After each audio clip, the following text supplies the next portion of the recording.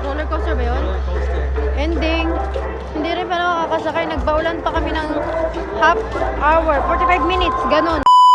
Dumayo nga kami dito sa bayan ng Bayambang dahil soft launch nga nitong Blue Sky. Sakto November 30 ang birthday ko, kaya ngayong November 29 kami pupunta be. Pero be, para namang may mga zombie apocalypse yan dyan siya sa dami. Talaga namang magsisiksik at talaga yung mga yan talagang amoy na amoy ang mga power. Pero sa dami ng pumunta be, ang ilan ay hindi nakapasok dahil nga sold out na ang ticket. Naawa nga ako sa iba dahil yung iba ay may kasama pang senior citizen at may mga bata pa, kaso nga lang ay hindi nakapasok. Buti na nga lang talaga at November 27 pa lang ay nagpa-reserve na kami ng ticket mga Jai. Kung hindi, ay isa siguro kami sa mga naghihintay sa labas. Talaga naman. Actually, lahat sana kami pupunta dito. Ang kaso nga lang ay ayaw nila. Yung isa may pasok, yung isa naman ayaw daw at hindi naman daw sumasakay sa ride. Kaya kami lang apat nila Papa, Zoren at ni Daddy ang pumunta. Pero in fairness, ang ganda talaga dito sa Blue Sky. Legit. Hi, just dahil for tonight pala kasi gabi ngayon. Ikaw ang manlilibre.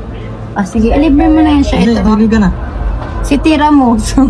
Kakain nga muna kami bago kami sumakay sa rides dahil nga be, mga gutom na ang mga taong ini. Yung bili nga pala namin dun sa tiramisu is 190, isang ganyan na siya be. So, bali 190 times 4 is equals to 760. Ay, ang talino! Siya rin lang, na-calculator na ni Daddy. Kaso nga lang mga Jai, parang hindi kami nabusog, kaya nga umorder pa si Daddy ng pizza. Kanin nga sana ang gusto namin kainin, ay ang kaso wala naman nagtitinda ng ulam at kanin din ni mga Jai. In fairness mga Jai, yung CR nila dito sa Blue Sky talaga namang naka-aircon pa talaga. Mga ilang minutes pagkatapos nga namin kumain ay umalis na rin kami at sabi namin pipila kami dun sa roller coaster o dun sa Vikings. Kaso be, na-try ko na yan siya dun sa MOA kaya ayaw ko na lang talagang umulit sumakay dyan. Kaya ang sabi ko kay Daddy ay sa roller coaster na lang itry natin. Pero kinakabahan yan siya. By the way, 6:30 nga nila to inopen at super dami ng tao. Kaya super dami rin ang pila mga be. Kaya nga inuna namin pumila dito sa may roller coaster. Ready ka na? Ready na.